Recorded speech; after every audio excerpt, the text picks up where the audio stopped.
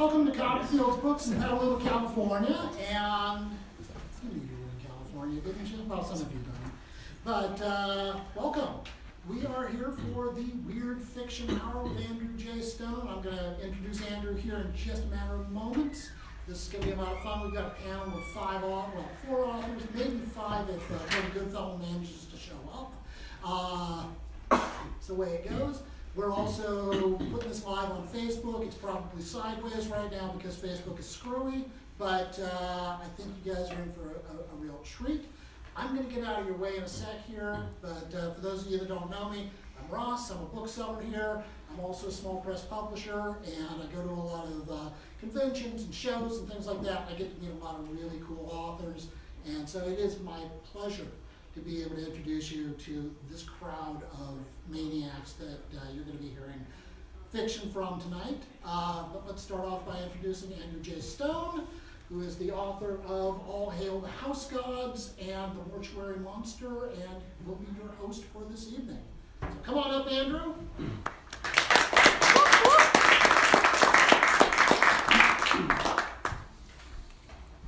Thank you, Ross, and thank you, Copperfields, for hosting this event.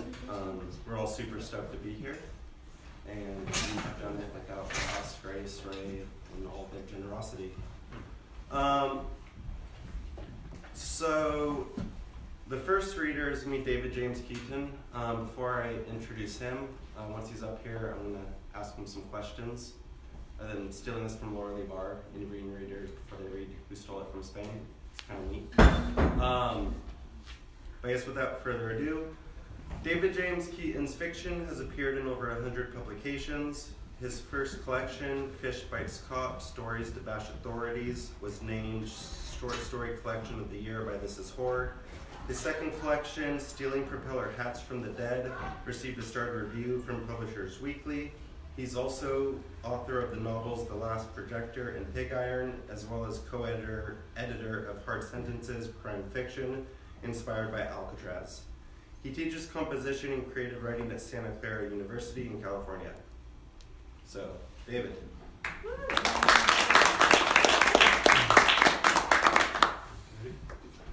So what's this question nonsense you're doing?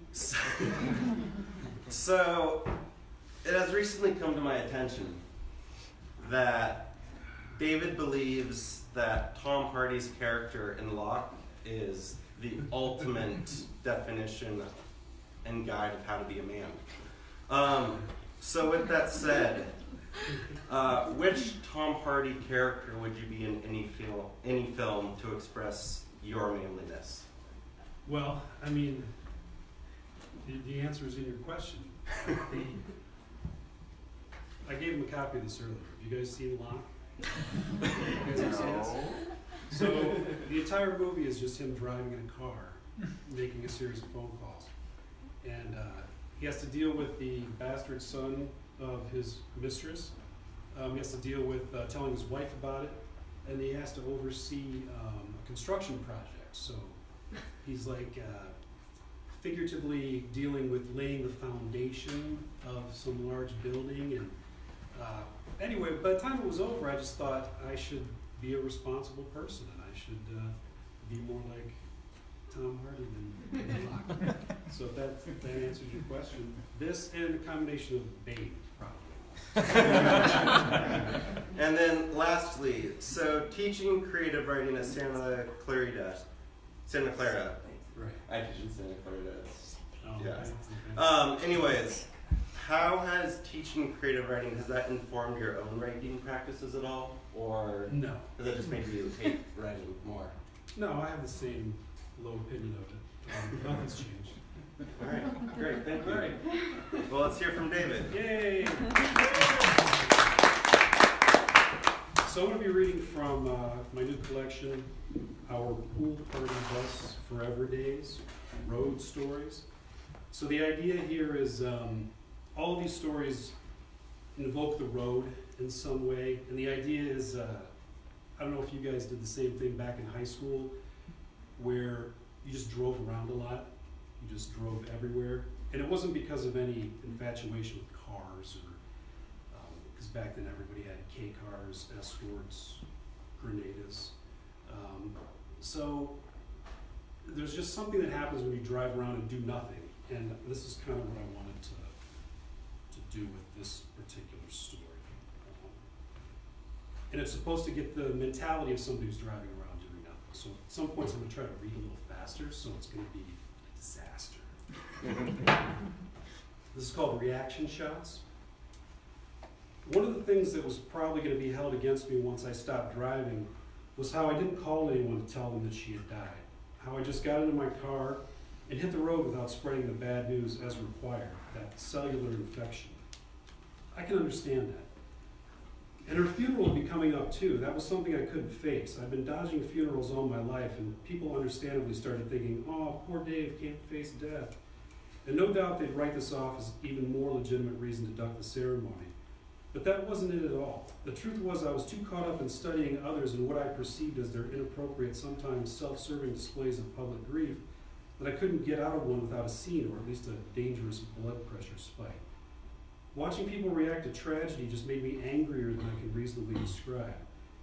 After I got old enough to have some friends and relatives start dying, I realized with some horror that it was my reaction to the reaction of others in the face of death that was so insufferable. So yeah, I didn't tell anyone about it, but I didn't have to. I played every possible version of those hypothetical conversations in my head as I drove.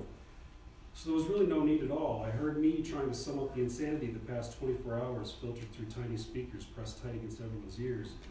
And it made me want to bash my head open on the steering wheel. But steering wheels are for wimps these days, all rubber and soft like those Fisher-Price dashboards. So even that suicidal daydream was a cop-out. Not that I'd ever considered copping out and killing myself, of course. I remember one particular steering wheel from the old Buick Reeve my dad used to drive. It was hard and slick, polished like a high school basketball court. Like the court where I slipped and broke my nose the first time, and his sweaty hands would slip right off on any sharp turn. I wanted to do the right thing, but if I called anyone right now, instead of refueling my flask and my rag with fuel, I just have to relive it all.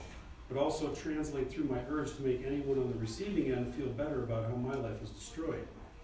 As I drove, I imagined a swap and some sorry bastard like yourself hearing me play acting like those cops on my doorstep.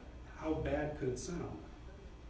This isn't easy for me. Wait, hold up, you would say, while I waited for you to gut me with the news. Someone's on the other line, and then you take forever to click back over, and I have already crashed the car in anticipation, or I wouldn't get there in time, so you'd have to leave me a message, too long as usual, with your usual brand of suspense accumulated from decades of hating fucking phones. Something like, I know we haven't talked in a year, but if you call me back, I'll tell you who's dead. Then you hum along with some song I couldn't hear and try to get a dozen belches or some beatboxing before the beat. A seductive voice would tell you my message will be saved in the archives for only 3 days, and even that computer would sound oddly threatening. So I call you back within the hour. What's up? Are you sitting down?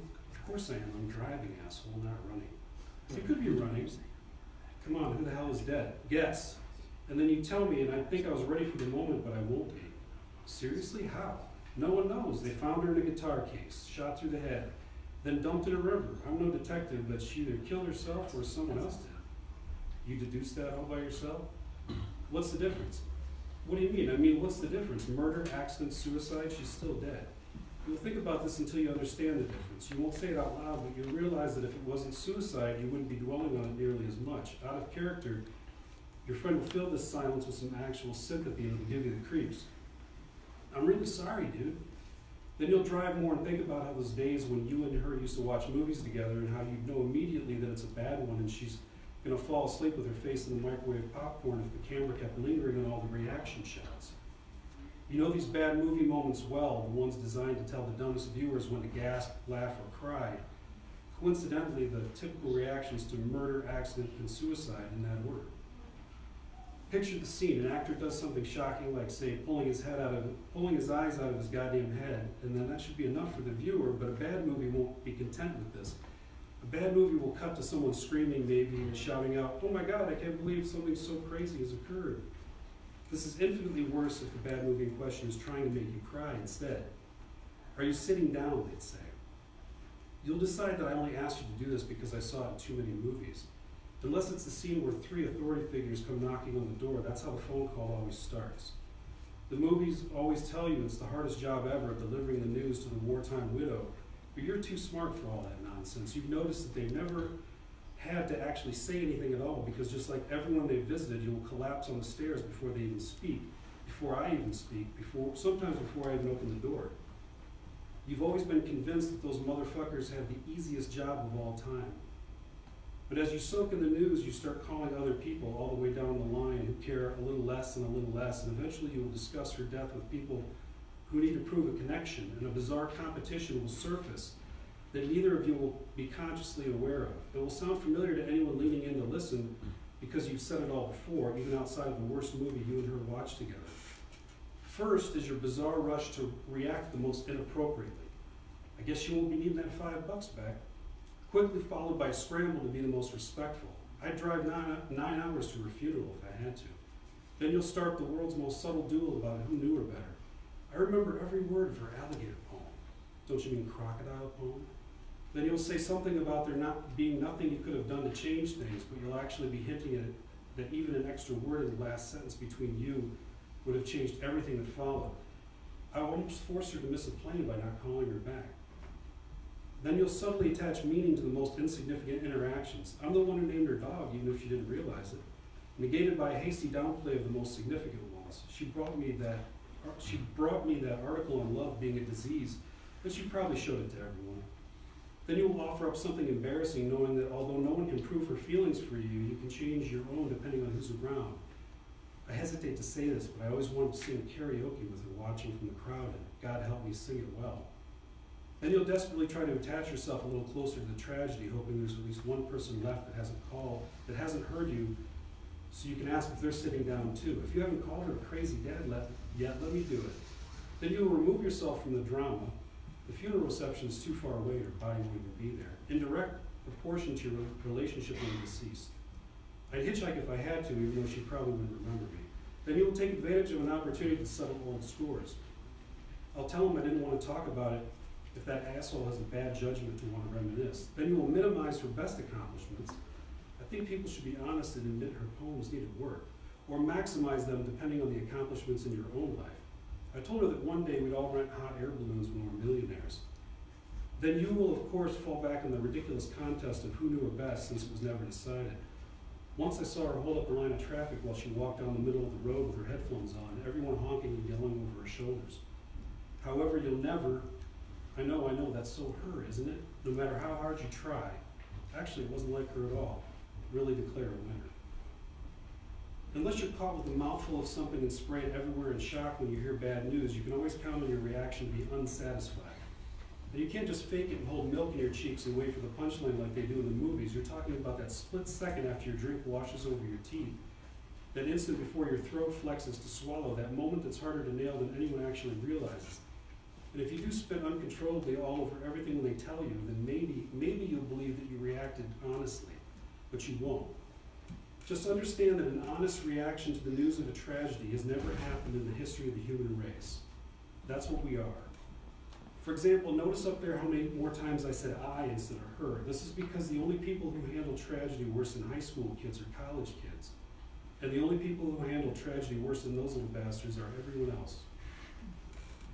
If you drive long enough, the only relationship you can cultivate is hatred for authority figures who claim more than a reasonable share of your road. You will also begin to think of every cop, fireman, even paramedic as the same person. Blissfully ignorant of the destructive influence this blind generalization has had with other relationships in your life. This is mostly because, like the initial skirmish you had over that theater armrest on your first date, you simply cannot tolerate anyone asking you to move over. So when you almost get pulled over, your instinct is to call someone and tell them all about it. In the movies, the hero never bothers to tell anyone what just happened, no matter how strange or remarkable, even though it's the only time a reaction shot would be justified. This is not the case in real life. But someone will call you first and you'll be getting the news about her suicide all over again. You'll imagine everyone out there fighting over phones to tell you again and again. You'll want to take the high road when you answer, but suddenly, even though the caller will be more sincere than the first, you won't play the game nearly as well, and your old reflexes will be back before you know it. First, you'll ask each other all the sexual details you've always suspected. I swear I never fucked her, dude. Minimizing or maximizing in relation to what the other one reveals. My shit was up against her shit, that's all. Then you'll Monday morning quarterback the crime scene with a decade of police shows under your belt as qualifications. I think they need to track down how she got the gun from the same hardware store she got all her padlocks. Then you'll decide that since you're not directly involved, no one should be involved. I think that it's not our tragedy to claim, because with every death, someone has earned the right to be more upset than you. Then you'll decide no one can grieve unless they got identification to prove that they're her mother, father, brother, or sister by blood. I honestly don't think a stepbrother should get the first call. Then you'll complain about how families are the only ones who get to know conclusively if it was really the most unlikely suicide of all time. I know for a fact her parents knew her least of all. And then you'll try to make someone feel better, but only jealousy motivates you to try to dismiss their influence on her last days. I'm telling you, it's not your fault. She was upset about someone she just met, not you. Then you'll try to make sure no one writes about it without changing everything. If you're going to put it on her website, I think you should say her cat died recently, not her dog, protect the dog's family. Or else you decide that no one can write about it unless you have the time to try. I honestly think posting an online tribute for her relatives to stumble across when they're searching obituaries is the equivalent of crashing a stranger's funeral. Then you will mourn the loss of the most important password you can think of outside of a high-tech heist film. I tried to befriend her on Facebook, but she didn't click it. Then you'll swallow your disgust as you compete with people suddenly claiming things that could never be verified. Good thing I'm the only one that can access her profile, and until I forgot her password and ruined it for everyone. And you'll either say it's a God's fault, I saw 30 people today who deserved to die before her, or a dog's will, I know there's a plan because his tail curls when it rains. And then you will try to hint as tastefully as you can that by talking to her last or by not talking to her last, you were responsible for her death. I want you to admit that you're actually proud you made her cry, not just because I am too. And no one is allowed to ever admit such a thing out loud, even though it's in our fucking DNA. The second conversation will be what they called during the Cold War a race to the bottom. But you'll fail to recognize it, and you'll struggle to recognize actual guilt under all the bullshit. And the real problem is you never will. You can only feel guilty about having inappropriate reactions to tragedy, never about the tragedy itself. You may finally understand that for humans this is simply impossible and always has been. But the quickest way to gauge how close you were to the deceased, how eagerly you would use her death to get out of a speeding ticket, this is the real reason that talking on the phone while driving is now a crime in 7 states.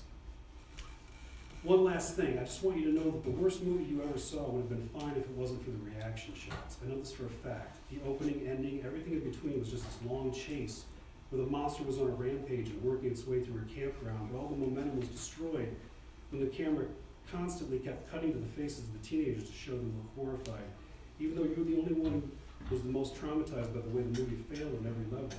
So your phone will ring and you'll finally get to tell someone the news. But you'll get it all wrong right out of the gate. You'll even forget to ask if he's sitting down, and oh shit, there you go again. But you'll never ask yourself why you never cared if it was a suicide, accident, or murder, or which order those 3 words belong in, because you're too excited about giving someone this news, and as you stab the gas, all you will know with certainty is that despite what a murderer in the worst made movies may believe, the embarrassment over things you said to someone when they're alive never dies with them. This will be your best chance to tell someone first. You will be the closest to her. And she doesn't have a phone. She threw it out of the car when she wouldn't show you who called. Or it was knocked out of her hand when you called her and distracted her long enough to be abducted. They were right. There ought to be a law. Soon you will pass more and more cars that look exactly like the one you used to own. You will consider the collisions. Thanks.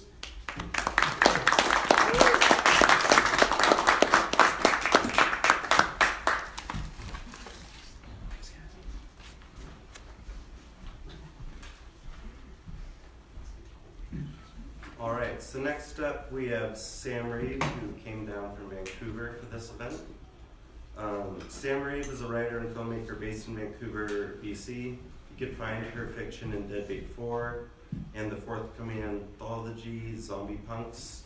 She's currently in the post-production phase of what might be the goriest Bigfoot movie ever made. Welcome, Sam.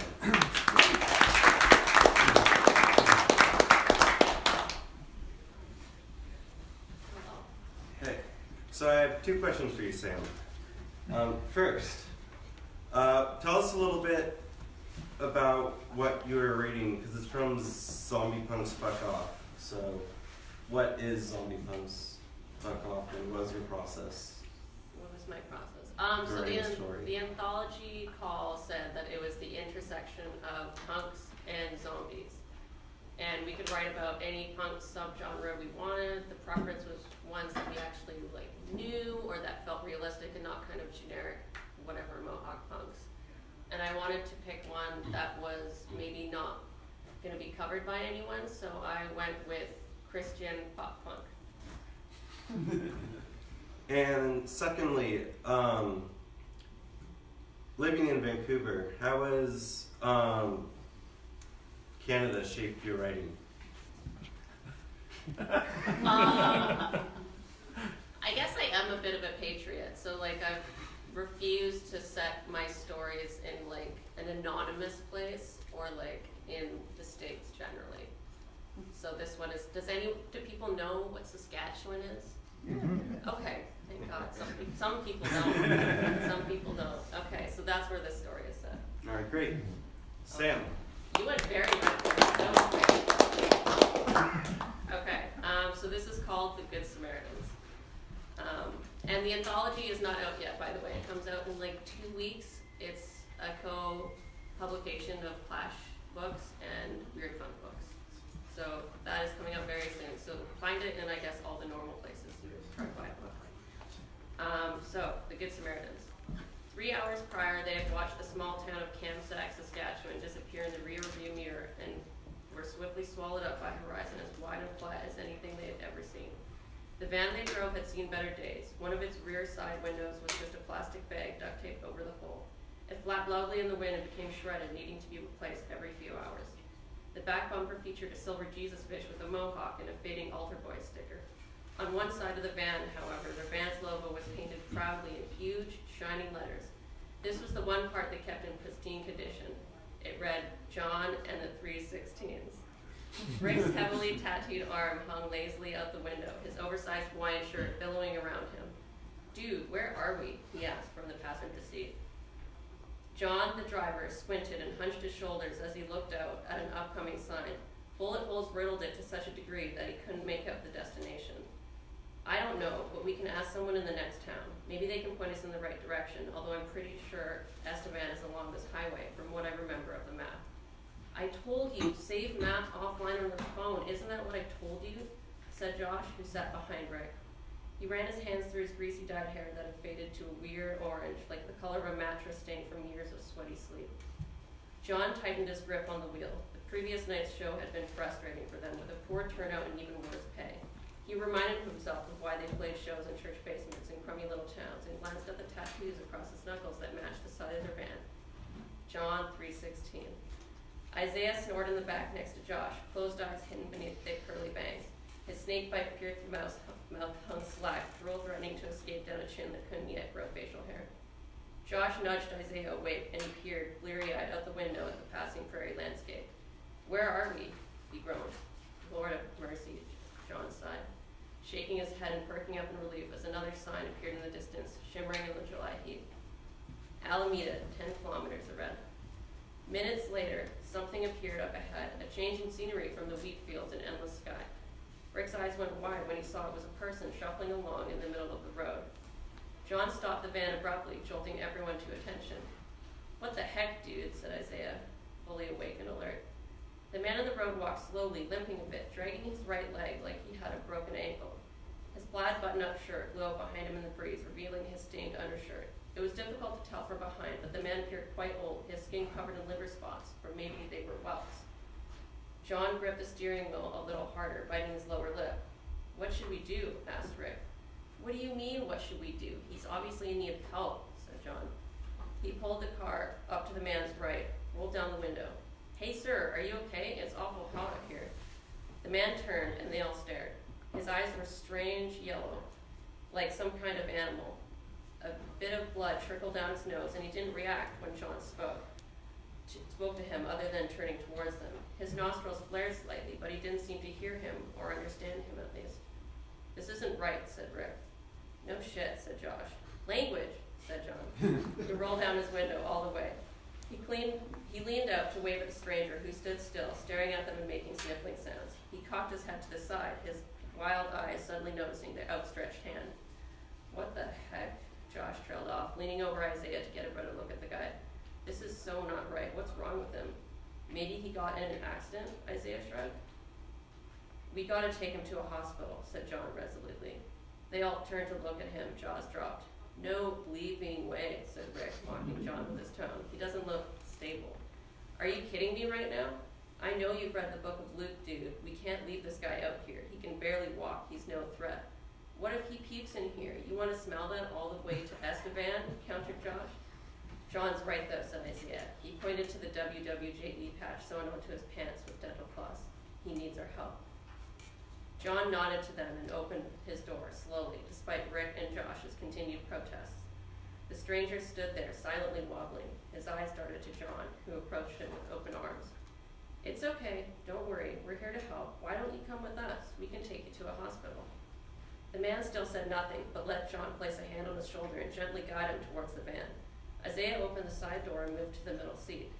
Oh, no way, I don't want him in the back here, said Josh, a look of disgust crossing his face. Jesus never said anything about picking up weird hitchhikers with diseases. Wyatt, said John, and he pointed to the empty seat and pushed the man down into it. Jesus never had a van, and probably hitchhiking wasn't even a thing back then, and he definitely chilled with a lot of lepers, so deal with it. He got us there, Rick admitted under his breath. The man sat, sniffed the air, and cocked his head to one side. John got back into the driver's seat and started the van, continuing down the way they had been headed.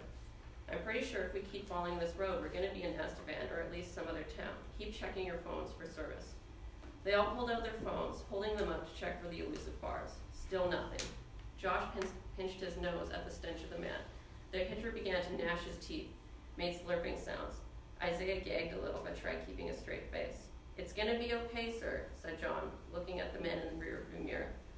A minute after they picked the guy up, buildings glinted in the distance, signaling civilization. As they neared, John turned to the back to reassure them. See, this is all going to work out. As John finished a sentence and smiled to himself, feeling in his heart that God would be looking down on the little punk band favorably for their good deed, the mysterious stranger turned to Isaiah with unexpected speed and bit into his neck. Isaiah screamed, blood gurgling from his mouth. They all shouted and the van swerved in the road, threatening to go into the ditch. John slammed on the brakes. The man flew sideways and briefly let go of Isaiah, who fought to get away but was stuck in his seatbelt. He held his hand to his neck, a red mess of veins and ripped flesh. His eyes wide, mouth moving, but no words coming out. Blood sprayed all over Josh, who looked on in horror as they all screamed and scrabbled to exit the vehicle. Quickly, the man turned back to Isaiah. Josh unbuckled his seatbelt, but was stuck between the monster stranger and the only door in the back of the van. He turned his head, looking for a way out. The instruments and amps crowded the back to the degree that he couldn't climb over them, so he went out the only way he could. He pushed through the thin plastic bag that covered the missing side window, emerging from the helm side like a baby ripping through a placenta. Just as he had almost cleared the van, the thing grabbed hold of his ankle and bit down hard. Kicking back with the other foot, Josh broke its grip. John and Rick had already jumped out and were running down the highway. Josh fell onto the pavement, bashing his head, but got up and limped after them. It wasn't until they were about 100 yards away that they stopped to catch their breath and looked back at the van, which sat sideways in the middle of the road. Doors open. It shook slightly from the feast that took place within. What the fuck was that? Said Josh, panting. Blood trickled down his head from where he'd hit the road, and his ankle wound was already soaking his entire sock, and she read. And why the fuck did you leave me in there? Sorry, seriously, just, Rick said, still in shock. I don't know who he was, but we needed to go. That guy could come after us, said John. He looked behind them at the town, probably a 20-minute walk, tops. But Isaiah, even as Rick said his name, he knew it was futile. He's rocking out with the good Lord above, muttered John, who started walking towards Alameda. The welcome sign was shot up like the one they had seen earlier. It certainly wasn't a big town, merely some small village with a few houses, a couple abandoned-looking businesses, and a small church whose steeple they saw rising above everything else. Hello, Rick called out and walked over to the first house they reached. He knocked on the door, but no one answered. A few cars were parked along the side streets, but they saw no people. Shit. I don't feel so good, said Josh, wobbling on his feet. His ankle was swollen, the skin discolored all the way up his shorts. He stumbled and fell, saying no more. Rick scooped him up by the shoulders, and John took his ankles. They carried him to a small general store and called out as they crashed through the front door. A woman in jean overalls stood behind the counter, her back to them. John stepped up to her. Hey, we really need some help. Where's your phone? The woman swayed a bit, then slowly turned to them, her eyes yellow like the man who'd attacked them. Well, her left eye, that is. The right one was missing, just a scabby socket where it used to be. They screamed, tried picking up Josh, but dropped him when she climbed over the counter. Rick fell back, knocking over a spinning greeting card display rack. The woman got tangled in it, briefly, but it gave John enough time to notice the mop leaning against one of the shelves just behind them. He grabbed it, shoving the mop end in her face. Back! We're just trying to use your phone. Rick scrambled up and pulled Josh by the shoulders to the back of the store. The woman waved her arms, confused by the mop. She gnashed her teeth like the other man had, trying to claw her way towards them. John pulled the mop back and smashed the woman in the face with it. Lord, forgive me, he said, taking a second swing at her. This time it knocked her down and hit her head on the edge of the counter before crumpling to the floor. Dark blood, almost black, oozed a bit from the crack in her forehead. John and Rick both looked at each other, too shocked for words. The bell on top of the door jangled, and they turned to the front of the store. Another man, or whatever he was, shuffled quickly towards them. Unable to lift his leg high enough to get over the fallen woman, he tumbled down on top of her. They grabbed Josh and dragged him through the emergency exit at the back. It led to a small side street, and across from them was a patch of grass and a swing set. They stopped once there and looked around. Down the street were two other figures. In the other direction, a half dozen people were heading towards them. "Ah, crap," said John. He looked around, hoping for an answer, an escape. He saw the steeple and knew where to go. "Come on," he said, hoisting Josh over his shoulders with the strength he didn't know he possessed. "This way." They crossed the church's neglected lawn and carried Josh in as fast as they could, feeling a wave of relief as the doors opened, unlocked. John called out, "Hello? We need some help." "How many of these people are there?" asked Rick. They laid Josh down on the carpeted aisle between the pews. The old church appeared to only have a couple small offices at the back and some stairs leading to a basement. Rick returned from scouting out the place and threw his hands up in exasperation. "What do we do? Is he going to be okay? This is so fucked." "Shoot, I was hoping for a kitchen. They'd have knives or towels then," said John. He frowned, thinking, "Also, watch your mouth. We're in his house now." Rick shot him a stupid look. "Those people, things, are going to come in here at any minute, dude." "No," John said, shaking his head. "We're okay. They're just possessed or something. They can't enter into God's house." He stood up and moved towards the door. As he was about to crack it open, a hand shoved the door open and reached for him. "Ah, crap!" John threw all his weight against the door, crunching the outstretched arm. It pulled back, and he held the door. "Quick," he shouted to Rick. "Get something to prop this closed. They're coming in." Rick ran to the closest pew, but it was fixed to the floor and wouldn't budge. Same with the pulpit. "Ah, shit." Rick looked back to John, exasperated. "Hurry!" Rick noticed the carved crucifix hanging above him. "Sorry, Jesus," he said, knocking it down. He dragged it to the doors, and they propped it against them. "Are you sure this is heavy enough?" John stood back to check. Either it was heavy enough or the freaks outside had stopped trying to get in. He pressed his ear to the door, but heard nothing. Rick backed up into someone. "Hey, watch it," he said, going instantly white when he realized John was beside him, not behind him. He turned. It was Josh. Eyes yellow, leg a swollen gray lump that oozed dark blood. He no longer appeared to be the Josh they knew and loved. That's when the freaks on the other side of the door decided to make their second attempt to enter the church. The door and the huge crucifix leaning against it came falling down, nearly knocking over Rick. He caught it in time and hoisted it up like a shield.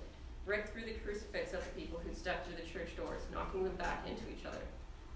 Their collective stench made him nauseous, and as he turned tail to run for the pastor's office, he nearly puked.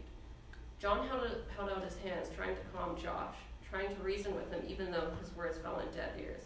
He sidestepped his way between the pews, followed by lurching Josh. He ran up the left side of the church and joined Rick. Just before they could close the door behind them, their dead friend grabbed Rick's arm. "Get the fuck off me." John grabbed the first thing he saw, an oversized Bible with gilded pages. He smashed Josh in the face with it. Teeth went flying.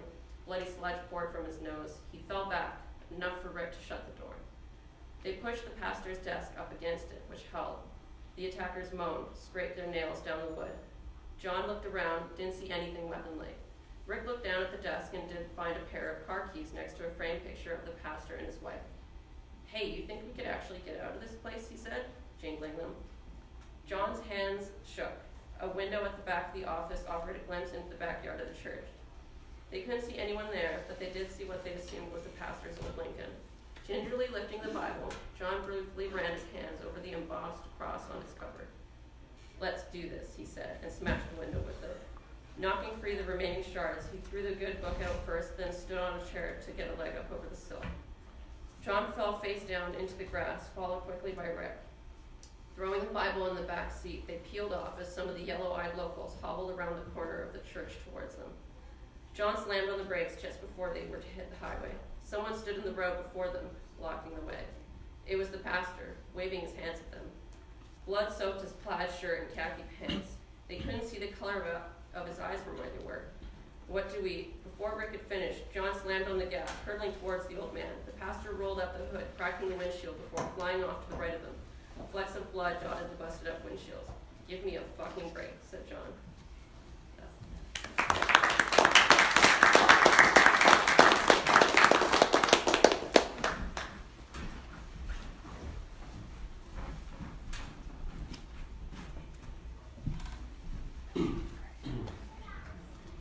So unfortunately, I was just informed that there will be a change in the lineup.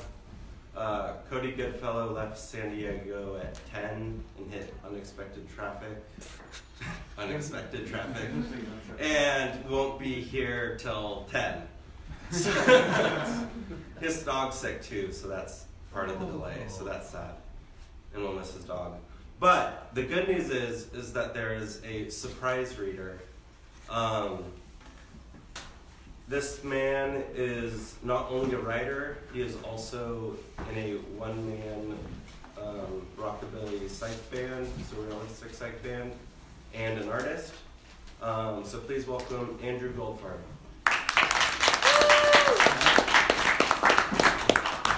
And I do have one brief question for you. So dabbling in multiple forms of art, and a lot of your art seems to transcend, like your poetry or fables go with your art, and you also create songs about that. How has integrating all these different forms of art with the same characters helped shape your process? Well, I'm really just trying to milk it.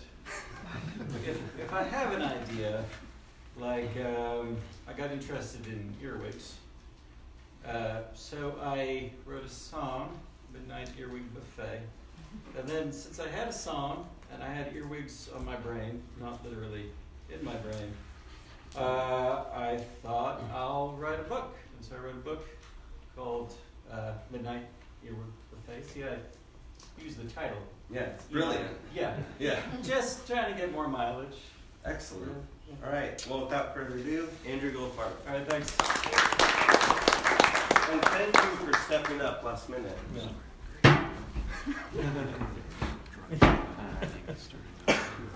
I'm going to read a piece called In the Gloom.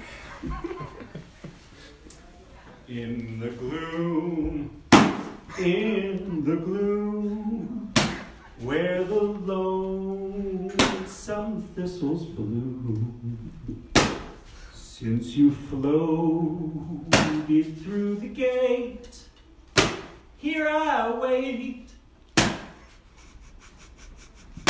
I wither in the weeds. I crawl upon my knees, since you left me here to ruin down in the gloom. I'll wander far from home. Every road is paved with bones. With each wagon wheel that turns, my soul burns.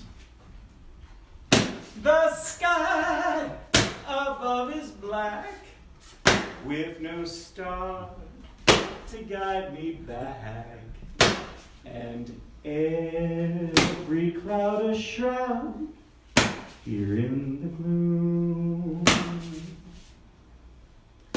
The moon is but a sliver shining down upon the river, where beside the muddy ground you have drowned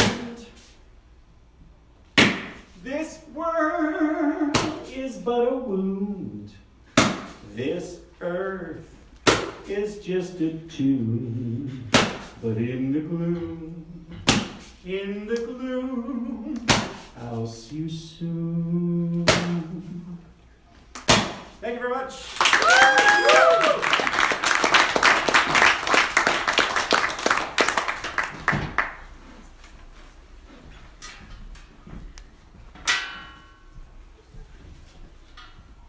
And thank you so much for that, Andrew. That was incredible. And I did forget to mention, Cody does have some books here. His new book from Eraserhead Sleazeland is on the table, as well as the new edition of All Monster Action, which I have heard has a blurb from Whoa, I just brain farted, but Del Toro. Shit. Yeah. Alright, so now I'm going to weirdly read about myself in the third person, and then I'm gonna read you some of my story. If Ross wants to interview me, he can. He doesn't have to. Nah. Okay. Interview yourself. Oh man, I'm not gonna do that. If Andrew J. Stone were a house, he'd be a tent. If he were a superhero, he'd be Marx. If he is the author of the novella The Mortuary Monster and numerous short stories and poems published in places like New Dead Families, Hobart, Gutter Eloquence, and Dogsplot, among others. He currently lives with his in-laws in Manhattan Beach, California. All Hail the House Gods is his second book.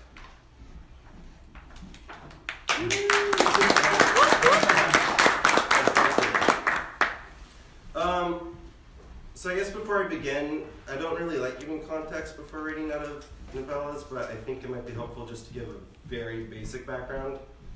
So All Hail the House Gods is essentially a story about revolution and exploring various ways of overthrowing an oppressive government.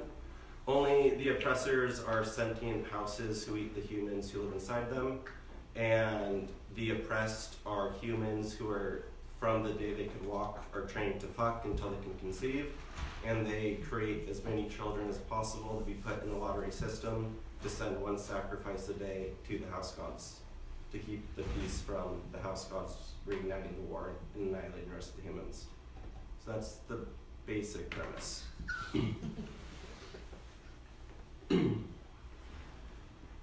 I am still standing on Harmony Crossing, shaking with anticipation and soaked in sweat. When I arrived, the sun had just begun its ascent, but now it shines directly above my head. My scalp burns red beneath the heat. I wonder if everyone who stood on this bridge had waited as long as I. Then I wonder if anyone has. I look back at my city. My wife, Katie, waves to me. I wave to her too. She's holding a sign, and I think it says, House God Fodder, fight the power and jump, but I forgot my glasses at home, so I'm not really sure. I wonder if pugging is frowned upon for those waiting to be sacrificed. Not that it mattered. Katie wouldn't want to even if we could. Pugging is slang for fucking, just to make that clear. I'm using tissue to mark my book because I have a cold. The last time I saw a sacrifice, 13 months before our final visit to the Offspring Oasis, I held Katie with my left arm and a sign above our heads with my right. The sign said, Kurt Jr., you make us so proud. Between my son's bravery on Harmony Crossing and the baby bump my wife sported, my smile couldn't be any wider. As we waited for more house gods to arrive, there are currently only 4 in the clearing beneath the stretch of trees on the other side of the bridge. The muscles in and around my mouth started to hurt. The pain grew as the moment stretched, and as more house gods trickled into view, I couldn't stop smiling. Do you think little Kurt knows how happy he's making us? I asked Katie.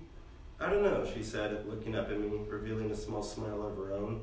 I think he probably thinks he is just doing his duty. That's probably it. I mean, what else could he be thinking? Little Kurt, I cried, and as our son looked over his shoulder, I pointed at our sign. I added, we love you.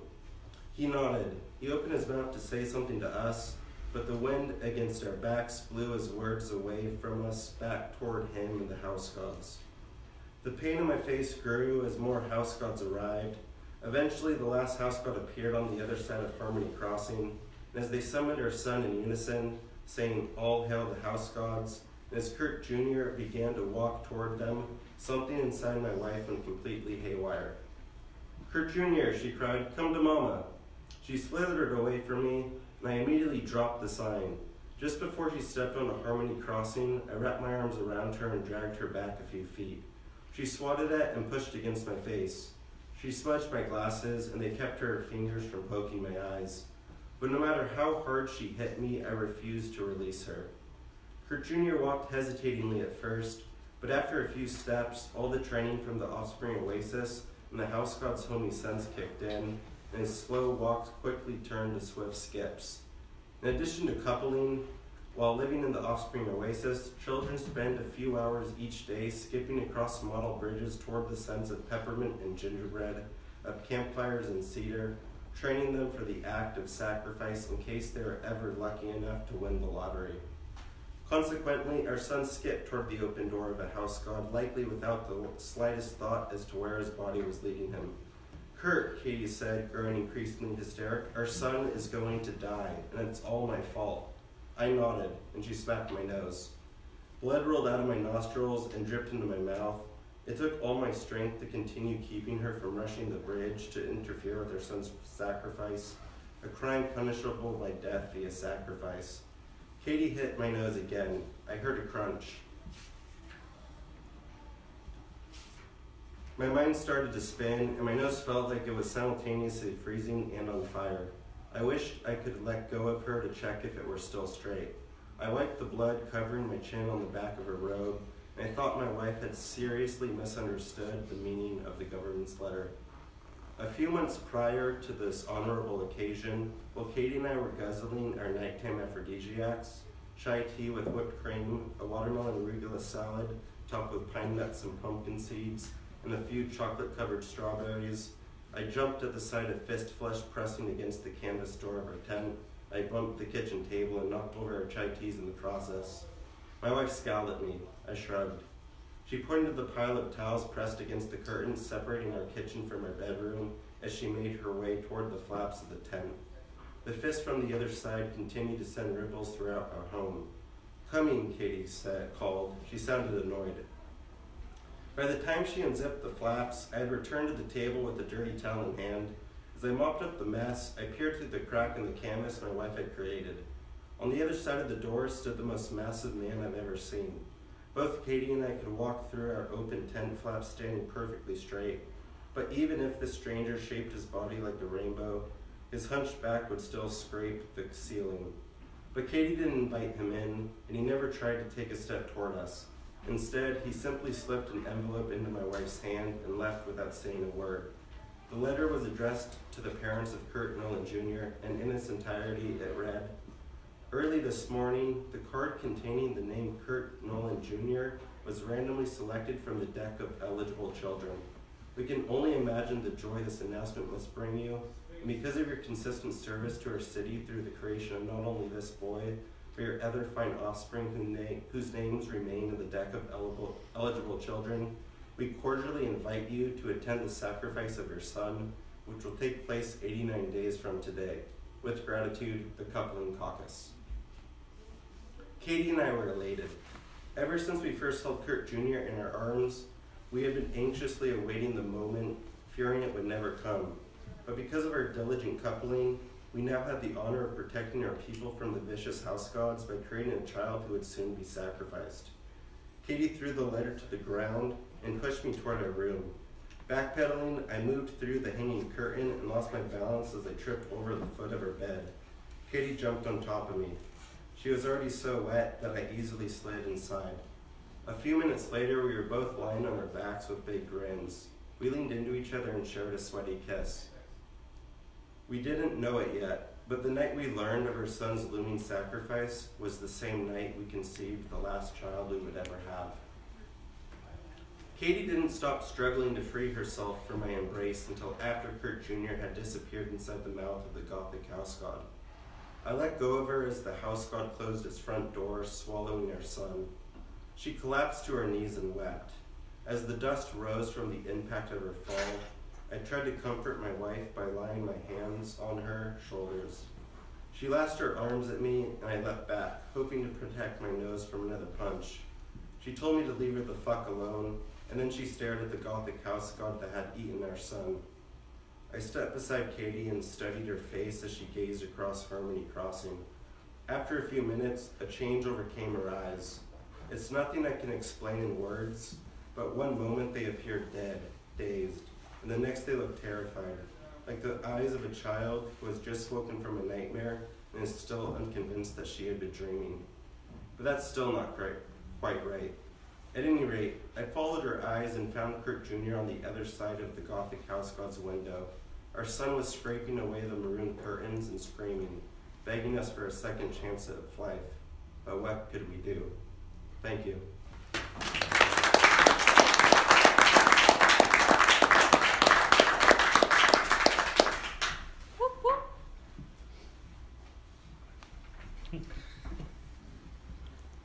Hello again. The last reader tonight is Nick Mamatas, who is the author of 7 novels, including Love is the Law, I Am Providence, and the forthcoming Hex and Sabbath. His short fiction has appeared in Best American Mystery Stories, Year's Best Science Fiction and Fantasy, and many other venues. Nick is also an anthologist. His books include the Bram Stoker award-winning Haunted Legends, co-edited with Ellen Datlow. Is that your name? Sweet. The Locus Award nominees, The Future is Japanese and Hanzai Japan, both co-edited with Masumi Washington, and Mixed Up, co-edited with Molly Tanzer. His fiction and editorial work has been nominated for the Hugo, Locus, World Fantasy, Bram Stoker, Shirley Jackson, and International Horror Guild Awards. Mamatas lives in Oakland, California.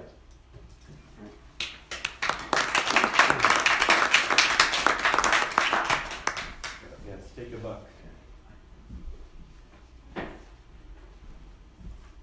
And so I only have one question for you.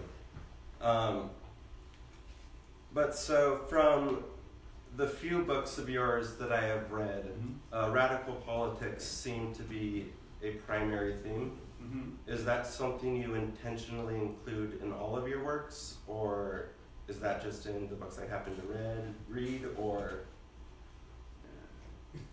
Yeah, I don't know. I think it might be a reader selection guide. Yeah? Just a subtle idea that I have. Okay, cool, thank you. But this book, Yeah, People's Revolving Everything, is basically communist anthology, the communist collection. sweet, that's why I'm excited to read it, can't wait. Okay, good, yeah. Well, one thing I'm not excited to do is read. I think readings are kind of like a horrible event. I think we would all be much happier doing something else, even with us. We should all come down here from Canada, from Santa Clara, from LA, and do something other than read. Maybe San Diego. You know, I think this question, because I'm terrible at reading. I'm not good at reading aloud. I'm okay at like getting to readings, unlike a couple of people who don't realize that a trip to San Diego to Oakland Airport is like $45. It is a very easy, plane ticket to afford. And he flies for free. And he flies for free. Autumn Christian also wanted to drive up for some insane reason. Isn't that right? That's what she said here. Yeah, she was gonna drive to LA to meet me and then drive up with me, but That's car even troubles in the dumber, morning. yeah. Now get on an airplane, get off the airplane, you're 95% of the way there, it's $45. I don't even drive, I got her. Thanks. I also hate reading aloud for a few other reasons. One, I think it's tyrannical. When you read in your home by yourself, you control the pace of your reading. That's what makes reading different than any other kind of entertainment, whether it's watching a film or going to the theater, listening to a song. You control it. You also control the interpretive framework. So if I sit here reading something to you, I control what you think about it. If I decide that the character says, don't go in there, as opposed to like, don't go in there, that's going to be in your mind forever. But I want you to make that decision by yourself at home after you buy this book.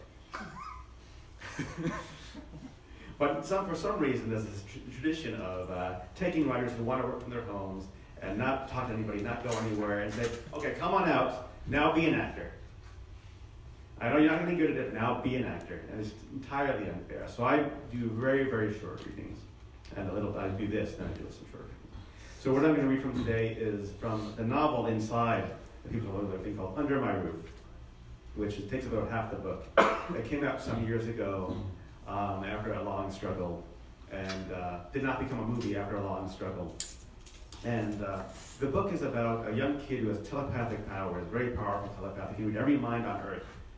And his father goes sane after a few years of the war on terror and builds a nuclear device out of household goods, like, you know, and there's the first chapter is kind of a recipe for that if you want to do it yourself. It probably will not kill you. And he uses this bomb to declare his independence from the US. And this was a really hard book to sell right after 9/11 for some reason. It included getting things, I got rejections from major publishers who say things like, this is really great, we love the kid, we love his voice. Instead of a nuclear bomb, can he have a girlfriend? And so for a while, it took a long time to get the book out. The book came out from Soft Skull Press on a Tuesday. Soft Skull Press went bankrupt on a Wednesday. The original cover involved a cloud and a white band, and like my agent at the time said, oh, this is like your ovarian cancer memoir. I do not have ovaries, by the way, for the confused people in the front row. And it wasn't copied properly. It was copied so poorly the ending changed, and that a character who was alive was seen to be dead because of a lack of a scene break, which is one more reason why you should read at home, because otherwise, how can I express scene break here in front of a microphone?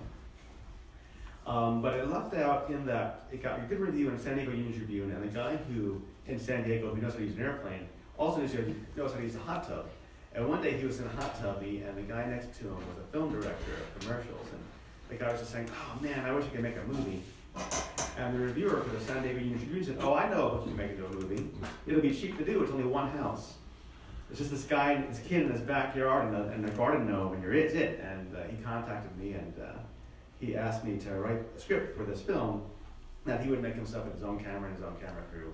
And I wrote a script for him, and he said, oh, this is not very good. You're not like Sam Shepard or anything. Which is true. I'm not as good as Sam Shepard at writing screenplays. And then he vanished for some months. Then he came back saying, oh, I got great news for you. My wife rewrote your script. Why don't you read it? And if you like it, we can definitely make this movie. And I read it, and said, who's this character? What's her name? Leslie, or whoever her name was. And it's like, oh, that's Herbie. That's the kid's girlfriend. And I said, can I write this one more time? And they gave me a chance to write it again, and the first thing I did was just kill Leslie off, that she did not belong in this book at all. And then 2 years went by, and I was in a restaurant sometime, and they sent me a little file of people doing this, which was a test shot for an explosion at yourself in your house. But I will read maybe 3 pages for you today. Let's see, that's right, perfect. And this kid is based heavily on me, as you can tell from this first sentence. What I want to do is be home. This is not the same as going home, because you can never go home again. See, I listen. That's what my folks have taught me. Weinbergia, that's the name of the country. Weinbergia is just America Junior now, a TV show with a flag, a tax shelter, where at least they speak English and worry about showering often enough. So it's just like the US. My mother thinks the whole universe is watching out for her. God is the mom and the dad who never gets mad, always does the right thing, and who can solve any problem and make everything feel better. You know, I never remember thinking that of my own folks. One of my earliest memories was of a hard fever, so hot it hurt to blink. Jerry was hovering over me, of course, with damp washcloths and plenty of juice and then ice packs and children's chewable aspirin that were so gross tasting to me that I puked them up. So then I was put in a cold bath with ice, and the next round the tablets were melted into orange juice and fit to me via tablespoon. She looked at me when I drank the stuff, smiled a thin paper smile, and told me I was a good boy, that everything would be all right. And just as she said that, she thought, and this was the first thought I'd ever heard other than my own, that she had no idea what she was doing, was a horrible mother, and might end up killing this damn kid. She even entertained for a second the idea of just burying me in the group courtyard of the garden apartment complex in which we lived at the time, in case I did die, because she didn't want her own mother to find out if anything had happened to me. It was just for a second, but she thought it, and she didn't utterly expel it from her mind afterwards, but used me in a hole as a way to distract herself from me on the couch. What would I tell Daniel? Boy, good thing Herb's in school yet. Only a few people will miss him. Does Daniel help me enough to forgive me if I did something happy, if something really happened to help dig? So I always knew my parents were faking it. Enough of you are, anyway, to make the whole world a conspiracy against children. You fall right into it after a certain age. One time in kindergarten, we were on a class trip and my teacher, Mrs. Sturgis, had some trouble controlling us. It was sunny, and the bus had been full of fumes. It had been a cold winter with a lot of slush, but not too much snow, and this April afternoon felt like the first real day of spring. Nobody wanted to hold hands as we walked in double file. We were all big boys and girls now. Most of us had turned 6, and our hands were sticky, and the breeze was so nice, and there were lots of things to point at. Even on the block between where the bus had left us out and the Port Jameson Museum, which featured harpoons, nets, and the actual desk where a judge once sat while he tried suspected witches. But it's always a cold day in February for Mrs. Sturgis. Yes, I see you're still out there, and it's true. Watermelon says the only secret of yours I know, Eleanor. So she decided to put a scare into us. She spotted a man in the window of a creaky old building with one of those haunted house porches. He was a handyman who was fixing the place up to sell. And he pointed at him and he said, "Behave or that man will get you." And obligingly the man raised his arms, a long screwdriver in his right hand, and howled like an animal. They didn't know each other, these two adults. It wasn't a plan. It was just two grown-ups acting in solidarity, because they know how important it is to keep the kids terrified and obedient. I knew the truth in a way that the other kids could never imagine, and that they'd be more scared than any of them. You were either part of the conspiracy or against the conspiracy. I could tell stories like this all day, but twilight is coming and getting cold again. So I want to tell you something and ask you a favor. What I have to tell you, the world you're in is not the world you're from. There are 2 ways to grow up, and it's just so far that everyone's chosen the easy way. Just get new parents and do what they tell you.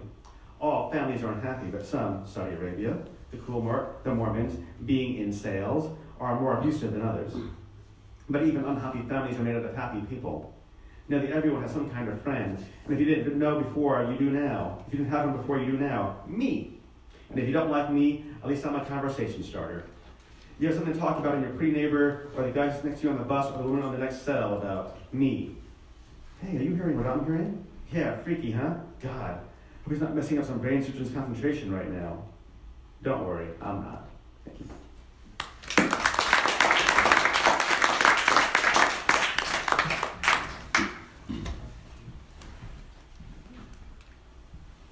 I've murdered Andrew. Thank you, Nick, and thank you all for performing, for coming out. We're gonna close this up, and our authors are gonna kind of move over to the tables on the side. Buy a book, have them sign it for you. You'll have a keepsake for the rest of your life. Thank you so much, everybody. Thanks for coming out to Copperfield, and one more round of applause for our authors.